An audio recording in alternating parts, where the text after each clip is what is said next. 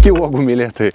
Šiandieną randamės Arūno Vitkausko šilauogių ūkyje ir parodysime, kokius pagrindinius darbus Arūnas atlieka savo šilauogynę. Būtent žiema yra puikus metas susitvarkyti savo uogynus.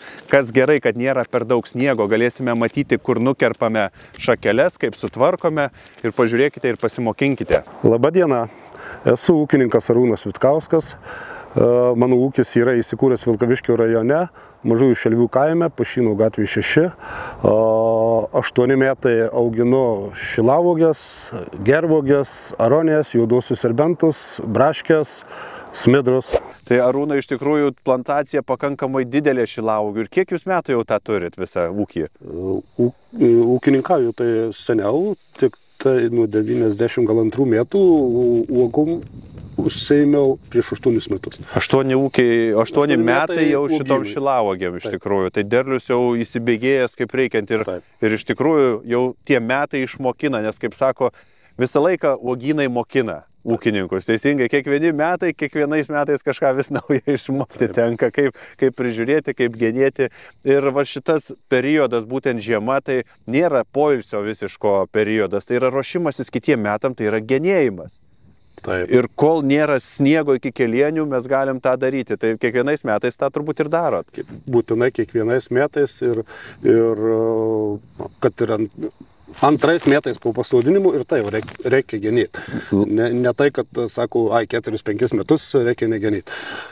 Kuo anksčiau pradėsi formuoti, genėti ir treniruoti, kaip sako, tada ta šilauogė išmoksta po kiekvieno genėjimo išleisti naujus ūglius, atsišviežinti ir geriau dera. Aš kaip sakau, tas pats kaip ir su šuniuku, parsivedė namų ir auklį. Ir aukliai. Taip, lygiai su šilauogė, pasodinai ir auklį. Tai vaiskrūmiai yra irgi gyvas organizmas, nors tai yra augalas, bet jį treniruoti, auklėti reikia tam, kad vėliau turėtumėt gerą derlių. Iš tikrųjų, Arūnai, ką pastebėjote, kuo metai šie yra kitokie, išskirtiniai? Galbūt kažkas tai kitaip buvo šiais metais, nes šalna buvo didelė pavasarį. Su šalnom apsigynėm, šildim. Tai nenušalo, pačių uogų buvo daug mažiau, nes pernai buvo jau per daug. Išsieikvojo jėgas pernai, taip išeitų. Sakykim, kad tai vis tiek gyvas organizmas, kaip ir žmogus, kažkada pavargsta. Kasdien negali varyti, turi pailsėti. Vieną metą padirbu sunkiau.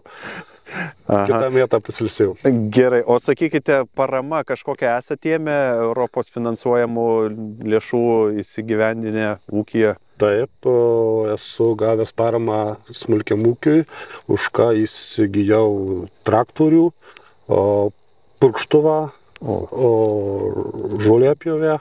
Tai iš tikrųjų pagelbėjo labai stipriai, nes tarpueilių šienauti mėnesį bent 2 kartus mažiausiai reikia, žiūrint kokią vasarą, kiek lyja, kaip šilta, bet tenka... Ar lyja ar nelyja, vis tai glaistymas sudrėkina dirvą ir ta žolė auga labai gerai, kad ir karštą vasarą. Taip, nes užsileisite, užžels didelė, paskui įeit neįmanoma, tai geriau praktiškai kas savaitę važiuoti ir susitvarkyti. Kas savaitę būtinai. Paprastai genite vienas ar padeda šeimos nariai ūkyje? Didžiumą vienas, kai laikų turi sūnus, atvažiuoja, ar tai draugas kažkoks, bet pagrindas yra vienas, nes vis tiek kiekvienas žmogus turi savo gyvenimą, savo tarpą, taip. Jeigu normalus žmogus jis turi. Arūnai, tada natūralus klausimas, ar sutelpat per žiemą išgenėti 2 hektarus šilauogių? Užtenka žiemos? Užtenka, sakykim, aš taip geniu apie 1,5 mėnesio. Aha, vienas žmogus 2 hektarus per 1,5 mėnesio gali susitvarkyti. Neskubėdamas, nesivarsdamas per galvą, užsibrėžiu savo tikslą, kad tą dieną tu turi nugenėti tiek. Tai vadinasi, tą dieną, jeigu nenugenėjai tiek, tai kitą dieną truputį daugiau, bet... O kaip galvojate, jeigu 3 hektarus, jeigu dar plėsite, spėsit susitvarkyti per žiemą? Iki 3 nesiplėsiu. Užtenka 2 hektarų, viskas gerai. Kaip sakyti, truputėlį trūksta dar. Truputėlį trūksta. Kiek šiaip vasarą darbuotojų dar papildomai samdote nuskinti? Skina apie 10 skinikų. 10 žmonių skina? Aha.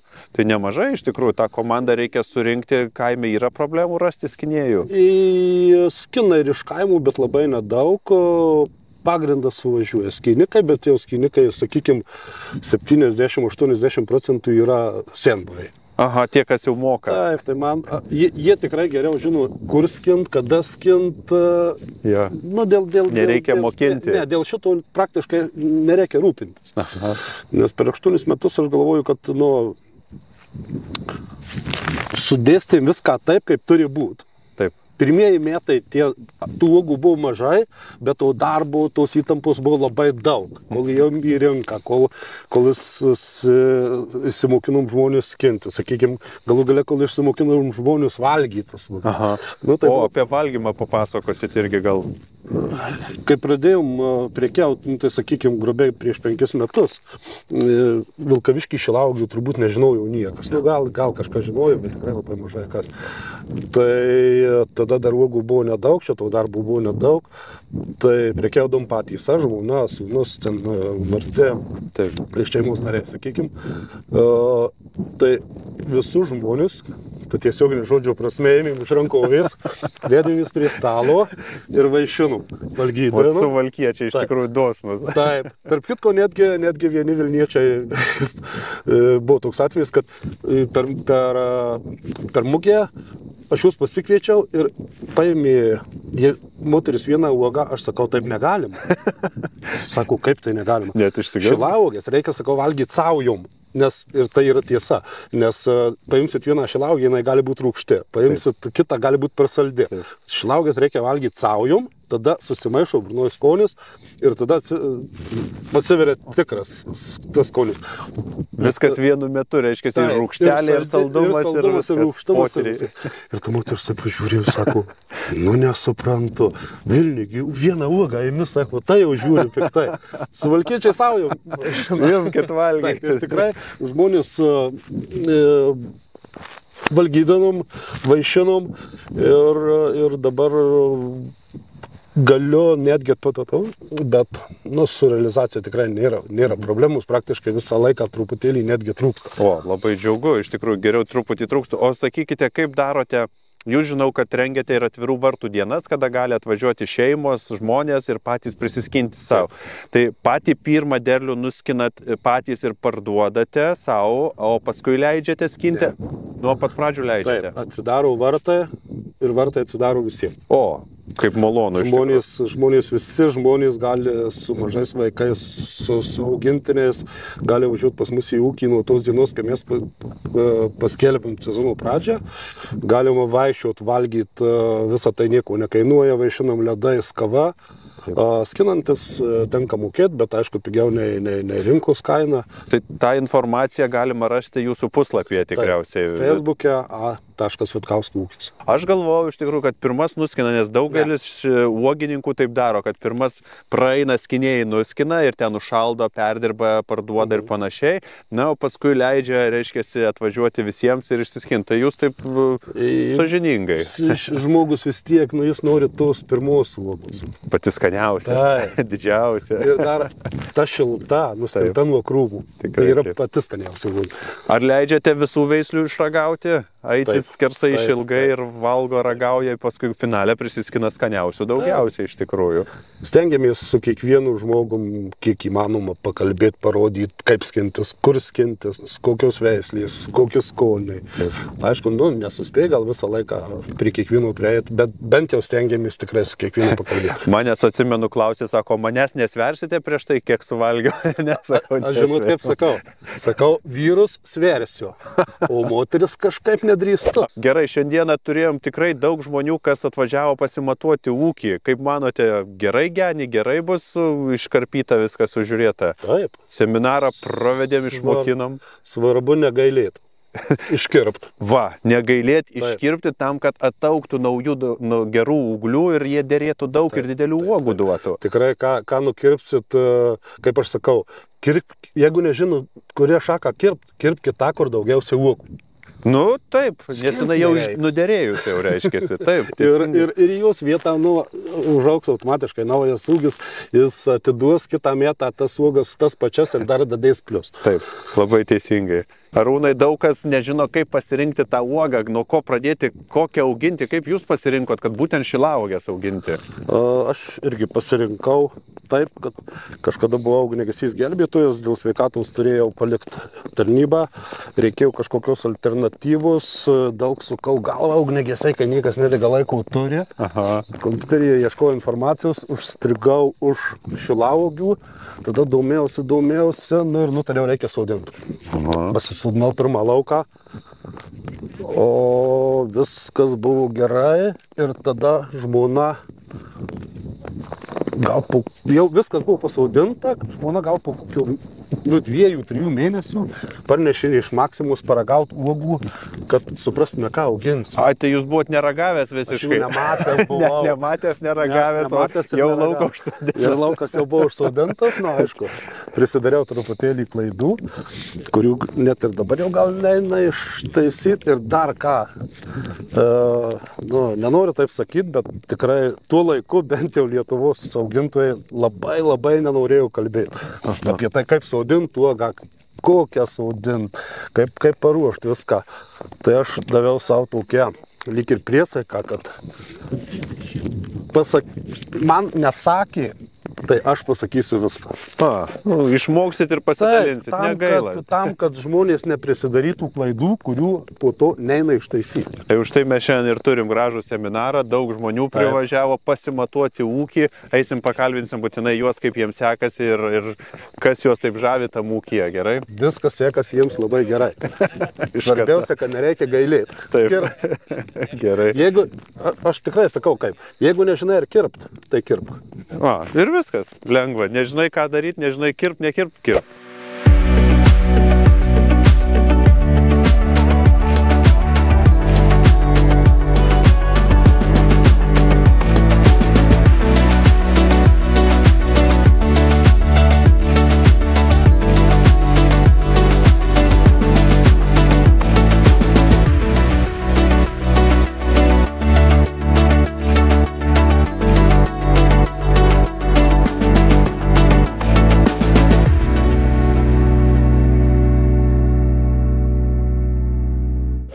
Šitą, aš kerpu viską, kas eina į vidurį krūmų.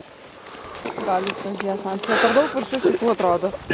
Šitas aš kerpu visas šitas, kur eina į vidurį krūmų. Šitą iš vis meskit, nes iš jo jau nebus naudos, kadangi šitoj vietoje jis pradėjo šakotis per. Va, šičia. Tai sakykite, kaip jums šiandieną patinka tas genėjimas, karpimas? Ramina nervus truputį? Jo, bet biškai gaila tų krūmelio, to tiek daug reikia iškirti, bet, turbūt naudinga. Tai lygiai tas pats, kaip mums nagus karpytis, tai negaila, ataugs viskas ir dar geresnė atauga, tai naujų šakų duoda, susiformuoja. O šiaip sakykit, gyvenime, ką turit bendro su ūkiu, su žemės ūkiu, ką nors turit? Ne, užsiimu kitą veiklą, turiu konditerijos cechą, bet padedu sesiai. Sesuo ūkininkė, turi 2 hektarus šilauogių, tai aš jai padedu jau visais reikalais, o jinai padeda paskui man prie konditerijos. Negazina tas ūkio turėjimas, lauke darbas, šaltis? Aš asmeniškai turbūt nenorėčiau. Kas labiausiai gazina, tai vasarą, kai per karščius reikia skinti uogas.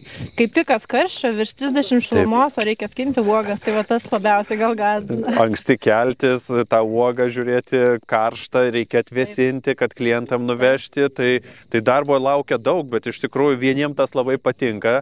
Sako, mes nepririšti prie grafiko, mums ten laisvos dienos, norim einam, norim ne, bet jau kada užspaudžia terminas, tai jau varo iš tikrųjų kaip reikia. Kai ateina derlius, jau nėra laisvų dienų tada. Gerai, tai labai džiaugiuosi, kad atvykot pasižiūrėti, kaip genima, kaip prižiūrima, kaip atrodo. Aš tikiuosi, kad neišgazinom per daug. Ne, neišgazinom. Gerai, ačiū labai. Ačiū. Ko aš nesu specialistas šitos ryties. Paprasčiausiai namuose 12 krūmelių pasisodinom žmonos iniciatyvą, kadangi 2 anūkės turim, kad turėtų kur atvažiavę ogyčių pasirinkti. Tai jau pasiruošėm pernai pasisodinom rudenį, tai dabar dar jos tik tai gerai pradėjo augti. nugirdom apie šitą seminarą vadinamą, sakom, pažiūrėsim, kaip čia reiktų iš tikrųjų su jom elgtis. Nes nežinom praktiškai nieko. Tai tokia atvirų vartų diena ūkyje, kada galima atvažiuoti pasimatyti ūkį, yra tikrai naudinga žmonėms, netgi tie, kas turi keletą šilauogių, nes jie gali atvažiuoti, išmokti genėti, išmokti priežiūros darbus. Nors pradmenys sužinoti, kas yra kas. Taip. Pavyzdžiui, vienas dalykas, vienintelis, kurį šiandien sužinojau ir naujas, tai kad reikia mulčiuoti kiekvienais metais. O aš galvojau, pasodinau, užtiesiau geotekstilę ir tuo viskas baigėsi. Pasirodo nieko panašaus. Ten dar blogiau dėl to, kad pradės paskui šaknys dūsti ir greičiausiai, kad grįžus reikės nulupti tą geotekstilę. Aš manau, kad jai reiks turbūt nuimti, vėl užpilti mulčio, duoti šaknim atsigauti.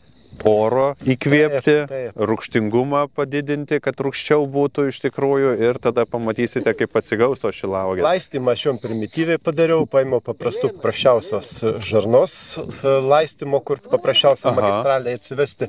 Atsivedžiau aš jas, gale užspaudžiau ir ties kiekvienu krūmiuku padariau skilutes. Ir viskas. Nu, tai galit, yra tokie lašintuvai, į tą skilutę įsistato. Matot, aš kame reikalas, aš nenorėjau tų lašintuvų dėti dėl labai paprastos priežasties. Irgi skaičiau literatūroje, kad jeigu tu laistysi lašeliniu būdu, visos šaknys būtinai formuosis paviršiui, kaip voratinklis, ir tas laistymas bus, nelabai naudingas augalui. Ne, tai čia truputėlį. Ten rašo taip, kad augalas turi gauti drėgmę iš giliau, iš apačios, o ne grinai imti nuo paviršiaus. Čia truputį aš supratau šitą komentarą. Čia jeigu laistysite dažnai, bet trumpai, va taip įvyks. Bet jūs turite susireguliuoti laiką, kad reikia lieti ilgai tam, kad primerkti giliai žemę ir tada nukeliautų augalo šaknis giliai ir augalas gerai žiemotų. Tai jeigu jūs laistysit kiekvieną dieną, bet po ten 10 minučių, tai jūs tą paviršių suvilgysit ir tada formuojasi šaknis paviršiui. Už tai reikia ilgai. Tai nėra žaisti, paprasčiausiai aš atsuku čiaupą ir ten dirba kokį pusdienį panašiai. Tai ir tada viskas ten teisingai, viskas gerai. Bet aš sakau, primityviai atvedžiau, grinai prie kiekvieno išdūriau skilutes ir viskas. O sakykit, negazina tokio ūkio turėjimas, jeigu turėt tiek hektarų šilauogių uogynų? Kažkaip manęs jau tai nebejautina, nes aš jau išėjau į pensiją ir žinau, kad jėgų tikrai nedaugės. Supratau. Sakykite, kaip jums šiandieną patiko genėjimas? Išmokote ką nors? Matote, kaip reikėtų tą daryti? Ne, aš žinojau, bet kiekvienas iki mokinės. Iš tikrųjų. Net ir prie kiekvieno krūmo vis reikia. Visi skirtingi krūmai. Aha. Ir vieni atžalas leidžia vienaip, kiti kitaip ir tai už tai atvykau. Net ir veisliai būdingų yra tų atžalų. Yra krūmas, kuris keletą metų neleidžia atžalų, senos šakos vegetuoja ir atrodo kerpi, jisai taip užsispyręs. Užsispyręs neduoda tų ūglių, kurie yra derlingiausi, vadinkim, šviežiai. Aš tai savo ūkį vadinu tam, kad man jisai yra, poilsis. Aha. Ir kada dirbu kitą, prie automobilių darbą, tai tokios žemės buvo nelabai tvarkingos, aš ją sutvarkiau ir užsodinot. Truputį, pirmiausia, tai tokį prūdelį, o po to čia pasarūną buvau užvažiavęs, tai pasidomėjau. Patiko uoga? Uoga patinka, bet darbo tikrai yra. Ir kai kas ateina, supranta, nustebė, kaip sako, tu čia spėjai viską, bet jeigu yra noro. Tai... Meilės yra, noro yra, susitvarko viskas. Ja, tai čia ne kiek tu užsaudysi, hektarų ar kažko galima tą dalyką tikrai daryti. Aišku, investicija yra iš tikrųjų žiauriai brangi. Taip, į šilauogės ypatingai. Žiauriai brangi ir ten, kai ten nuo krūmo po 5-6 kg nuskinsi, tai tikrai ne. Ir kaip šįmet buvo tas toks nušalimas, tai labai po to ilgai žydėjo. Taip. Ir ilgai uogos nuokau, ilgiau viskas užtruko. Ir kai šįmet aplankė tie kenkėjai, tai strazdai. Tai viską. Kaip, iš tikrųjų mažiau ir buvo šįmet, bet jie tokie buvo naglesni. Aš kaip sakau, kad šiais metais matyti ir gamtoj buvo mažiau uogų, mažiau kalesti, tai jie labiau lindo į uogynus ir labai lesė, labai stipriai. Taku einu, o jisai peršuko kitam take ir svarbiausia dar kas pastebėjau, kad jie nelesa po vieną uogą. Jie kekę kerta ir nuo žemės nušokia renkasi. Paskui skaniausias išrenka į pusę kekės dar voliojasi. Net supranti, ant šakutį stojo, su visa keke nukerta ir renkasi. Gerai, ačiū labai, kad aplankėt. Ačiū, kad aplankėt, pasižiūrėt, kaip vyksta visi darbai. Gerai, dėkui. Na, štai kaip atrodo išgenėtos ir neišgenėtos šilauogės. Šakų yra daug likę, tai reiškia, krūmai praretinti teisingai ir kas labai džiaugiuosi, kad atkeliavo labai daug žmonių, kuriuos išmokinome genėti, prižiūrėti ir galbūt sudominti, kad įsirengti savo šilauogyną. O tie, kas svajojate turėti tokį ūkį nuostabų, sekite mūsų laidas, sekite, žiūrėkite ir susimatysime. Iki.